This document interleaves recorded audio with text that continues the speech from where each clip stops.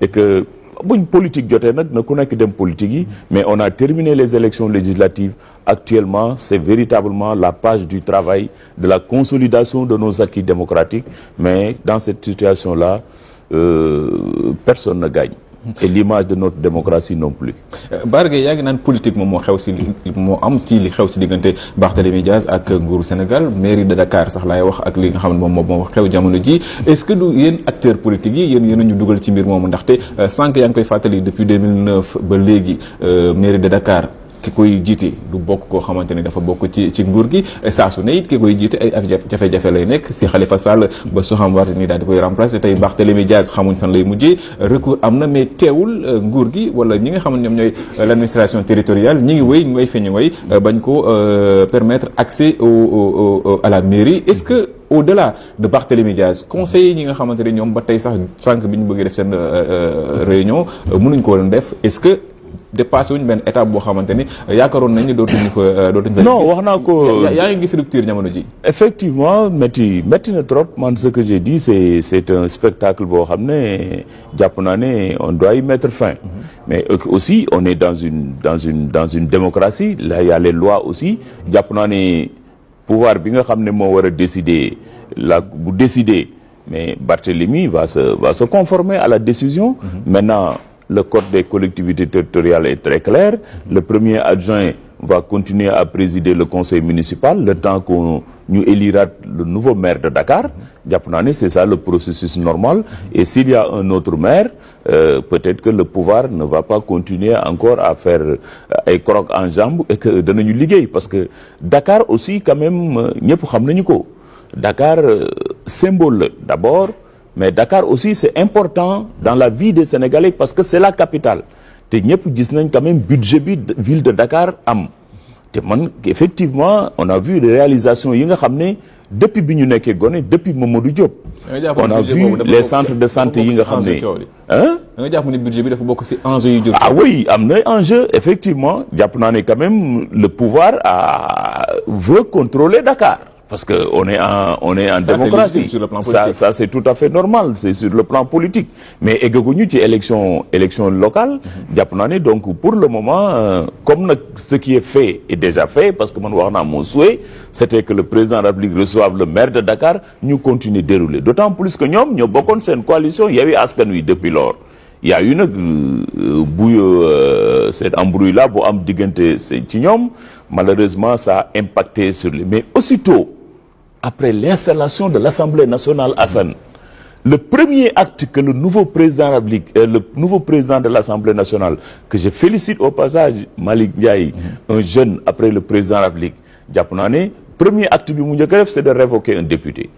Jàpp naa ne quand même. Malick Ndiaye mënul woon leneen lu dul loolu bu ko ministre de la justice waxee par force. Oui, mais c'est-à-dire c'est le moment, Assane, c'est un moment solennel pour un nouveau président de l'Assemblée qui vient d'être installé, à son âge, qui doit quand même marquer ses premiers actes à la tête de l'institution, aussi solennel que l'Assemblée nationale. Le premier acte qu'il fait, c'est de révoquer un député. Nous posons quelque temps, ça fait même pas 3 jours, on en arrive à la mairie de Dakar. C'est un peu gênant, c'est un peu gênant. Et je fais confiance encore à la capacité de dépassement du président Diomaye, de calmer le jeu pour que nous mën a liggéey. On démarre une nouvelle année budgétaire. On va aller bientôt, les ministères sont en train de défiler à l'Assemblée en commission technique. Après la plénière, je viens de suivre tout à l'heure dans le communiqué, il paraît, la presse vient de signaler ça. Le Premier ministre va faire sa déclaration de politique générale.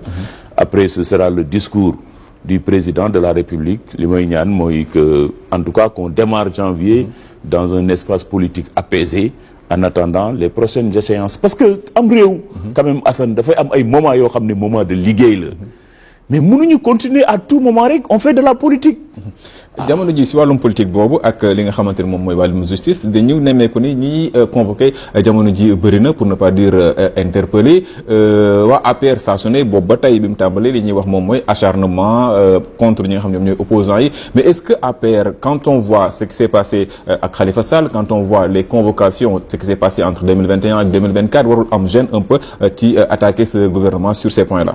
Non man d'accord naa xam nga Assane bul fàtte Sénégalais yi je parle sous le contrôle Sénégalais yi may déglu temps yi ñu doon jàpp Sonko barricade këram bombardé lu rek man dama mës a wax que je ne suis pas d'accord man li ma jàpp mooy la démocratie c'est affaire u gentleman la c'est un jeu mais également bu élection jotee ñu dem élection mais c'est la loi dafa war a nekk la liberté loolu mës naa ko wax. J'avais même des fois des difficultés dans les rangs de l'APR, je parle sous le contrôle de mes camarades. Moi, j'ai jamais été d'accord quand même à un moment donné, sur l'utilisation des forces de défense et de sécurité dans l'espace politique et surtout ce que Ousmane Sonko a subi à un moment donné. Moi, j'étais pas d'accord avec nos amis de l'APR qui disaient certains que Sonko ne signifie rien, il représente rien, le Pastef ils veulent brûler le pays. Oui, c'est vrai qu'il y a eu beaucoup d'excès.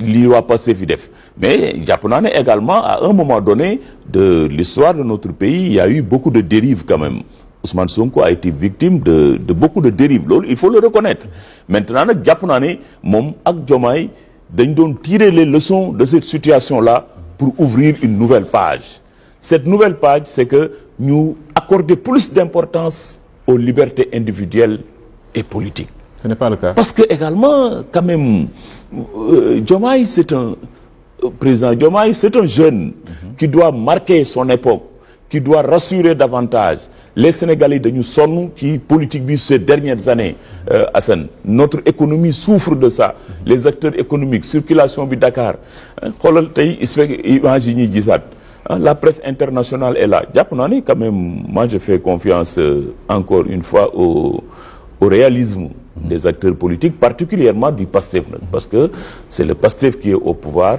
Et s'il y a quelqu'un, il a intérêt à calmer les jeux pour que Nini mène liguey, c'est bien sûr Ousmane Sonko en tant que chef du gouvernement. Parce que moi, on va faire des résultats. Et si nous faisons l'agenda avance rapidement.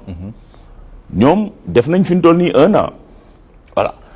Pratiquement, si on qui agissement pour que gagner, prendre les institutions. Ils viennent d'avoir une majorité pour mon exil. Ça veut dire que donc, ils ont pratiquement, on peut dire, perdu un an.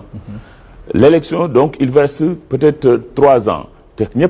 Agenda électoral, la dernière année, 2029, c'est presque une année électorale où il faut finaliser les travaux. Entre-temps, il y a les échéances locales de 2027. Vous faites qu'une élection locale anticipée. Parce que, Vindoli, on ne sait pas de quoi demain sera fait.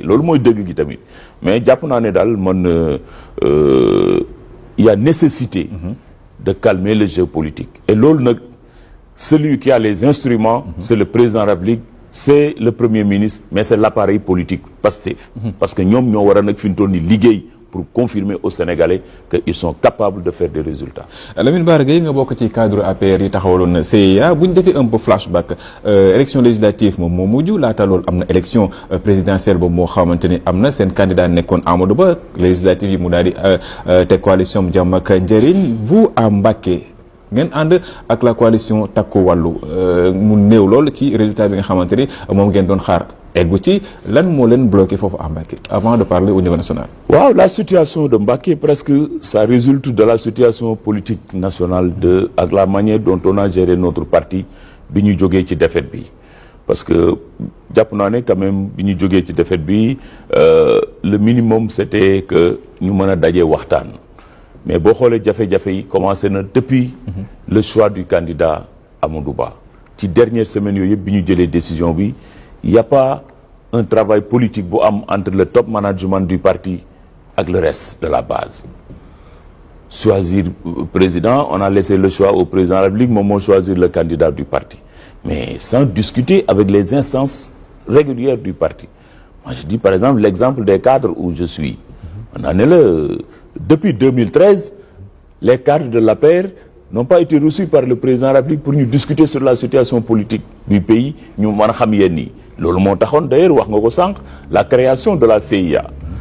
En son temps on nous avait dit on nous avait traité de rebelles et tout ça c'est en 2016 2017 que la jóg ànd ak ay quelques camarades du parti je les remercie encore ils suivent tey l'émission ñu ci bëri on a mis en place la cellule initiative et alerte alerter sur la manière dont notre parti était géré par rapport ak la situation électorale bi ñu jëmoon booba ñu ngi jëm 2019 pour élire le président bi ñu doxee dox ba Thierno Alassane Sall que je salue au passage que je félicite qui vient de revenir encore à l'Assemblée machallah moo jóge woon ci boppu cadre yi ñu war a tegaat kuréelu cadre yu bees ci la ñu taxawee nee nag il faut que ñu organiser waat parti bi il faut que ñu wax ak ñun il faut que ñu déglu nit ñi parce que c'était une nomination yoo xam ne des gens yoo xam ne je ne suis pas contre que les gens viennent dans le parti mais ñoo xam ne ay 2014 2015 la ñu rejoindre dans le parti on les a propulsés à la tête d'institutions ministres etc mais quand même on a dit c'est pas possible on va vers le mur on nous a pas écouté mais c'est exactement loolu c'est toute cette situation qui a mené à la défaite loolu leen topp diggante 2016 ba 2024 ah oui ba 2024 maintenant nag 2024 li xew 2024 d'abord au mois de mars est-ce que du yéen a ko teg seen bopp yéen waa APR choisir ngeen ab candidat mais daanaka toppoo leen ko mooy loolu moo la wax rek il y a pas dans ce parti on n'a pas mis en place un processus de détection des identités remarquables du parti le président du parti pour qui j'ai beaucoup de respect Macky Sall à des moments où mais c'était complètement verrouillé dans son entourage un président qui ne reçoit pas ses cadres de son parti un parti qui n'est pas organisé nit mën na ñëw tey jaar ay trucs on le nomme on a vu les dernières nominations des gens qu'on a nommé à la tête de la LONASE et d'autres encore qui sont rentrés dans le gouvernement alors qu'il y a de cela 2 ans mais ils étaient face à nous mais loolu ça créé une atmosphère de quand même de déception au niveau des cadres voilà c'est ça qui a toute cette situation qui a pesé sur le parti et que bi ñu choisir Amadou également gis nañu ne il y a des cadres quand même du parti ñoo xam ne ils ramaient à contre-courant toute cette situation là qui a fait que techniquement on ne pouvait pas gagner et là également c'était ça la vérité nga ajouté ci nag maintenant cette situation quand même de victimisation du PASTEF qui a joué également sur ça voilà les résultats qui nous ont conduits mais du point de vue du bilan ñëpp Sénégalais xam nañ ne quand même notre gouvernement a beaucoup fait gis nga la formation du dernier gouvernement du président Macky des ministres à qui on a conféré 2 départements ministériels gis nga ko mais quand même ça personne ne pouvait le comprendre. Lamine Bara Gaye yaa ngi wax manque d'organisation est-ce que da nga bokk si ñuy jàpp wala si ñuy wax ni Macky Sall dafa iñaane woon ñoom doom. non xam nga une succession ça se prépare quand même tout le monde est d'accord que le président a mis trop de temps pour décider parce que quand même waajal un candidat préparer ko c'est un processus te jàpp naa ne jafe-jafe yëpp mi ngi commencer en 2019 après notre victoire bi mu supprimer le poste de premier ministre waaw il était devenu maintenant seul il y a le gouvernement ministre yi il y a pas d'autorité waaw mais quand même un poste de premier ministre dans notre architecture et également au plan politique dafa baax te en son temps yàlla na yàlla yokk leeram Mohamed Boun Abdallah Dionne moo dirigé la liste au niveau des élections législatives am une large majorité wër tout le Sénégal c'est lui qui coordonnait quand même l'appareil politique du parti on l'a éliminé on l'a écarté on a supprimé le poste de premier ministre il y a eu même plus de contact maintenant entre le président et les instances du parti et voilà c'était quand même une gestion je peux dire un peu solitaire de l'appareil politique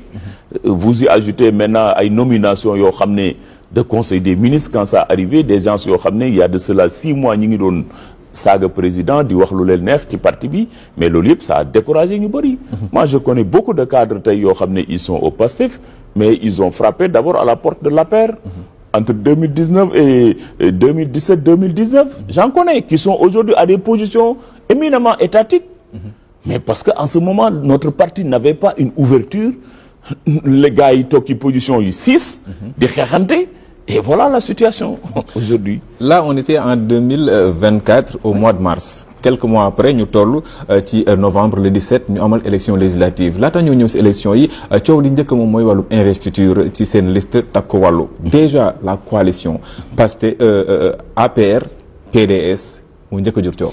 Absolument man boo fàttali ko je parle sous le contrôle de journalistes yi Mbacké yi bi ñu recevoir suñu commissaire politique Birame Faye moo fa ñëwoon man naam mi may déglu dama ne leen processus investiture yi il faut que parti bi top management ñi nekk ci kaw ñu xalaat ci bu baax parce que ñun département Mbacké mënuñu comparer avec n'importe quel département tey aujourd'hui au plan démographique